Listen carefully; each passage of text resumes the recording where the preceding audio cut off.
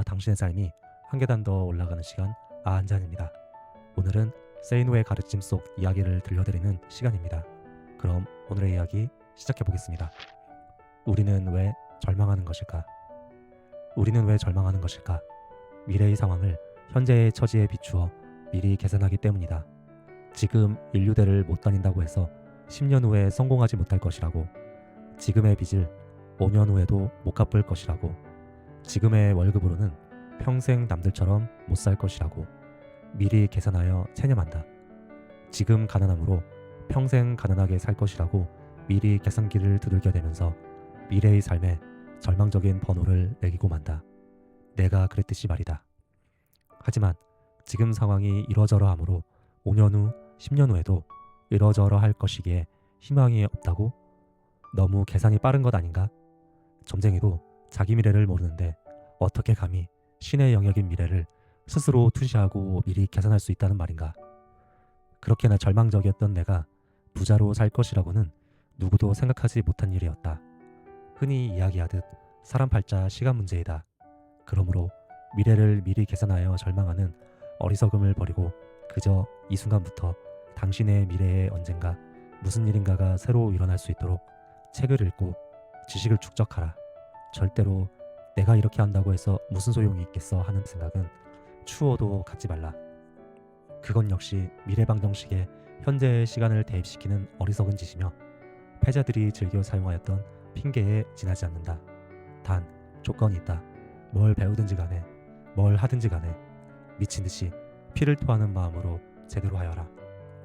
그렇게 할 때야 비로소 미래는 그 암흑의 빗장을 서서히 열어주기 시작할 것이며 조만간 그 빗장 너머에서 비치는 강렬한 태양빛 아래에서 당신은 감격의 눈물을 흘리게 될 것이다.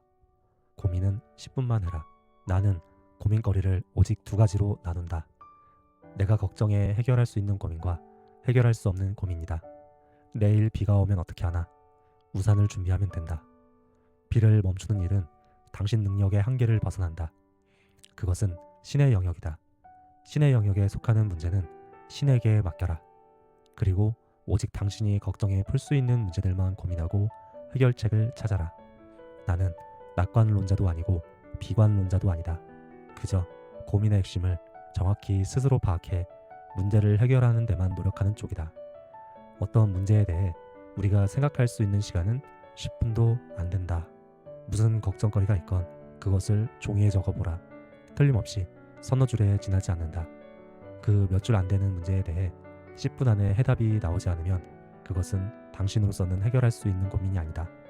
그런데도 당신은 그 10분을 질질 고무줄처럼 늘려가면서 하루를 허비하고 한 달을 죽이며 1년을 망쳐버린다. 머리가 복잡하다고 하면서 말이다. 하지만 사실은 해결 방안도 알고 있으면서 행동에 옮기는 것을 두려워하는 경우가 대부분이다. 고민이 많다고 해서 한숨 쉬지 마라. 고민은 당신의 영혼을 갉아먹는다. 문제의 핵심을 정확히 파악하고 해결책을 찾아 그대로 실행하라. 해결책이 보이지 않으면 무시하라. 고민 하나 안 하나 결과는 똑같지 않은가? 그러므로 고민은 10분만 해라. 자존심은 남들이 인정해주는 것이다. 허드렛 일을 싫어하는 사람들은 자존심을 내세운다. 내가 이런 일 하려고 취직한 건 아니라고 하면서 말이다. 주변을 살펴보아라. 자존심 센 사람을 우리는 다른 말로 콧대가 높다고 한다. 콧대 높은 사람을 당신은 좋아하는가? 별로 좋아하지 않을 것이다. 당신은 그런 사람을 별로 좋아하지 않으면서도 스스로는 자존심을 내세우고 콧대를 세운다면 주변에서 어떻게 생각할지는 한 번쯤 고려해 본 적이 있는가? 정말 자존심이 세다면 낮은 곳으로 내려가라. 성경에도 낮은 곳으로 내려가라는 말이 나온다. 낮은 곳에서 걸레를 누구보다 먼저 잡고 하찮아 보이는 일들을 즐겁고 기쁜 마음으로 하면서 실수 없이 완벽하게 해치울 때 비로소 사람들은 당신을 인정할 것이다. 당신의 자존심은 그렇게 주변 사람들이 당신을 스스로 낮출 줄 아는 사람으로 인정할 때 저절로 지켜지게 되는 것이다. 행복을 추구하려면 스스로 변화해라. 토머스 제퍼슨은 행복의 추구는 양도할 수 없는 권리라고 했다. 그 권리를 누리려면 스스로의 변화를 먼저 주도하라. 남이 하면 따라하고 남이 좋다면 따라서 좋다고 박수치는 그런 삶이 아니라 당신 스스로 뿌듯하여질 수 있는 주체적인 삶을 찾아라. 어제가 오늘 같고 오늘이 내일 같은 삶은 이미 생명이 죽은 삶이다. 하지만 수많은 사람들이 그런 삶에 익숙해져 있다. 그럼에도 불구하고 당신은 당신이 버는 돈의 액수가 작아서 불행하다고 생각할지 모른다. 천만의 말씀이다. 당신이 돈을 얼마나 벌든 간에 삶의 변화가 없고 뿌듯함이 없다면 결코 행복을 느낄 수 없다. 돈이 문제가 아니다. 당신이 자기 자신의 가치를 변화시키고 증가시키는 노력을 할 때 행복은 매일같이 주어지는 법이며 덤으로 뿌듯함마저 느끼게 된다. 문제는 여기서 그 변화의 방향을 어느 쪽에다 두는가에 있다. 그 방향은 오직 두 가지뿐이다. 하나는 이 사회에서 대가를 더 많이 받는 것과 관련되어 있다. 일의 변화를 만들 수 있는 지식을 추구하는 것이 대표적이다. 다른 하나는 이 사회에서 대가를 받는 것과는 관련없이 인간으로서의 성숙함을 지향하는 것이다. 참선을 하면서 자기를 바라본다거나 로마인 이야기를 읽으면서 인생을 배운다거나 하는 것 말이다. 시간이 돈이 되게 만들어라. 헬라어에서 시간을 의미하는 단어는 두 개이다. 하나는 크로노스인데 흐르는 시간을 의미한다. 이것은 우리가 어쩌지 못하는 대상으로서의 시간이다. 자동차를 타고 가다가 길이 막혀 어쩔 수 없이 보내게 되는 시간 같은 것이 이 크로노스이다. 다른 하나는 카이로스인데 의미 있는 시간, 가치 있는 시간, 보람 있는 시간이 모두 여기에 해당된다. 이 땅에서 잘 산다는 것은 부자로 사는 것을 의미하는 것이 아니라 크로노스를 카이로스로 바꾸어 살아간다는 것을 의미한다. 크로노스를 카이로스로 변화시키려는 시도가 없는 시간은 그저 세월의 주름살에 불과하다.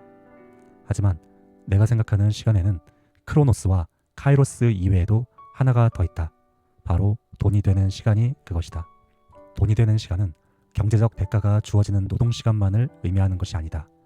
지금 당장은 대가가 주어지지 않는다고 할지라도 미래에 경제적 대가가 주어지는 지식을 얻는 데 사용되는 시간 역시 돈이 되는 시간에 해당된다. 당신은 시간이 많이 남는다고? 크로노스가 많다는 뜻이다. 닥치는 대로 책을 읽고 배워나가라. 우선은 지금 하는 일과 관련된 것들부터 마스터하라. 그렇게 할 때 그 시간은 돈이 되는 시간이 될 수 있다. 일과 관련된 책들은 솔직히 재미는 없다. 하지만 재미가 충만한 책들만 읽는다면 그 시간은 카이로스가 될 수는 있지만 돈이 되기는 어렵다. 재미없어 보이는 지식들을 위하여 돈이 되는 시간을 먼저 투자하는 사람만이 크로노스의 굴레에서 벗어날 수 있다. 자신의 일의 질을 높여라. 몇 시간을 일하고 얼마를 받는지는 잊어버려라. 일의 질적인 결과에만 관심을 두어라. 몇 년 후에 받게 될 대우에 걸맞은 일솜씨를 지금 먼저 보여주어라. 부자가 아니라면 가진 것은 몸과 시간밖에 더 있겠는가? 그것들을 바쳐 일의 질을 높여라. 그렇지만 직장 생활을 하면 부자가 되지 못한다고? 아니다. 직장에서 일을 잘하지 못하면 직장 밖으로 나가도 부자가 되지 못한다고 해야 한다. 일을 못하면 직장 밖으로 나가도 절대 성공할 수 없기 때문이다. 결국 직장 생활을 잘 하여야 부자가 될 수 있는 법이다. 중요한 것은 직장 생활 자체가 아니라 일이다. 일을 잘하는 사람은 직장을 그만두고 사회로 나와도 일 잘한다는 평가를 받게 되므로 대가를 더 받게 되기 때문이다. 물론 투여한 시간과 노력에 비해 대가가 충분치 않은 경우도 있을 것이다. 하지만 기다려라. 곧 많은 사람들이 당신을 찾을 것이며 당신의 몸값은 저절로 높아지게 되어 있다. 행복은 상대적이다. 행복은 상대적인 성격을 갖고 있다. 우리는 독립적인 행복을 원하는 것이 아니라 주변의 다른 사람들보다 더 행복해지기를 원한다. 비교 심리이다. 언제나 우리 눈에는 남들이 더 행복해 보이고 남들이 더 행복할 것이라고 가정하기 때문에 스스로를 상대적으로 불행하게 여기게 된다. 주변에 세속적 성공을 거둔 사람들이 있게 되면 주변 사람들이 나를 불행하게 생각할 것이라는 생각을 하며 우울해한다. 나는 이것을 주변인식이라고 부른다. 당연심리는 개개인의 상황을 진보시킬 수 있는 동기가 되기도 한다. 내가 나쁘게 보는 것은 비교심리이다. 부자가 되지 못하는 사람들 대다수가 이 비교심리가 가져온 소비 때문에 돈을 모으지 못하기 때문이다. 부자들은 남들이 어떻게 살든 관심이 없다. 흉내내려고 하지 않는다는 말이다. 그들은 현재의 상황이 아무리 좋아도 언제든 다시 나빠질 수 있음을 알고 대비하려고 한다. 남들과 비교하며 살지 않는다. 남들이 무엇을 갖고 있던 간에 관심이 없다. 그들은 우선 돈을 모은다. 돈이 쌓이면 그 돈에서 나오는 수익으로 나중에 무엇이든 살 수 있다는 것을 안다. 원금을 건드리지 않고서 말이다. 나 역시 그렇게 살았던 사람이다. 하지만 대부분의 사람들은 위 세 가지 심리 때문에 그 원금이 될 작은 돈들을 먼저 야금야금 갉아먹는다. 책을 어떻게 읽을 것인가? 부처는 자바암경에서 세상의 이치를 아는 길에는 세 가지가 있다고 하였다. 첫째, 미루어 아는 것 비지. 둘째, 그대로 아는 것 현지. 셋째, 가르침에 의지하여 하는 것 약교의지가 그것이다. 여기서 가장 높은 단계의 길이 약교의지이며 그 가르침을 가장 손쉽게 얻을 수 있는 원천이 바로 책이다. 책 속에 길이 있다는 말은 그래서 진리이다. 나는 어떤 때는 1년에 100권이 넘는 책을 읽기도 하는데 사람들은 바쁜 와중에 어떻게 그렇게 많이 읽을 수 있는지 의아하게 생각한다. 하지만 비밀이 있다. 나는 100권의 소설을 그렇게 읽는 것이 아니다. 나는 부자, 성공, 경제, 투자, 일, 경영 등에 대한 책들을 우선 읽는데 이런 책들에는 비슷한 내용이 나오는 경우가 많기 때문에 읽는 시간이 단축된다. 물론 독서를 많이 한다고 해서 반드시 부자가 되는 것은 아니다. 하지만 부자가 되는데 도움을 주는 책들을 제대로 골라 많이 읽고 스스로를 변화시켰다면 부자가 될 가능성이 더 높아진다고 나는 믿는다. 외로움을 즐겨라. 우리가 어떤 목표를 정하고 그 목표를 향해 나아가겠노라고 굳게 결심한 이후 우리의 발길을 가장 방해하게 되는 것이 무엇인지 아는가? 부자가 되고자 마음은 굳게 먹었음에도 그 굳은 결심을 산산조각 깨뜨려 버리는 것이 무엇인지 아는가? 그것은 외로움이다. 외로움은 그 어떤 목표이든 간에 목표를 달성한 사람이라면 누구나 반드시 수없이 겪었을 통과 의례이다. 혼자서 노력하는 과정 중에 창밖에 비치는 찬란한 햇빛, 하얗게 쌓인 눈, 후두둑 떨어지는 소나기, 그런 것들을 배경으로 하여 때없이 밀려드는 외로움, 보고 싶은 얼굴 등이 스스로를 외롭게 하고 이어서 내가 도대체 꼭 이렇게까지 하며 살아야 하나 하는 회의감마저 불러일으킨다는 것을 나는 경험으로 안다. 그래서 장담한다. 만일 당신이 어떤 목표를 향하여 정진하는 과정을 이미 시작하였거나 시작하려고 한다면 이제 곧 문득 외로워질 것임을. 그러므로 이제는 고독과 외로움을 친구로 삼아라. 그래도 누군가에게 기대고 싶다고? 그 기분 충분히 이해한다. 그러나 말이다. 당신이 외로움에 징징거리며 질질 짠다면 적어도 당신이 꿈꾸는 어떤 목표는 이미 물 건너간 것임을 알아라. 당신이 외롭게 살고자 할 때 제일 방해가 되는 것은 놀랍게도 친구들이다. 친구들은 당신의 옛 생활을 알기에 새삼스레 너답지 않게 왜 그러냐 하면서 발목을 붙잡는다. 부자가 되려면 외로움을 이겨내야 한다.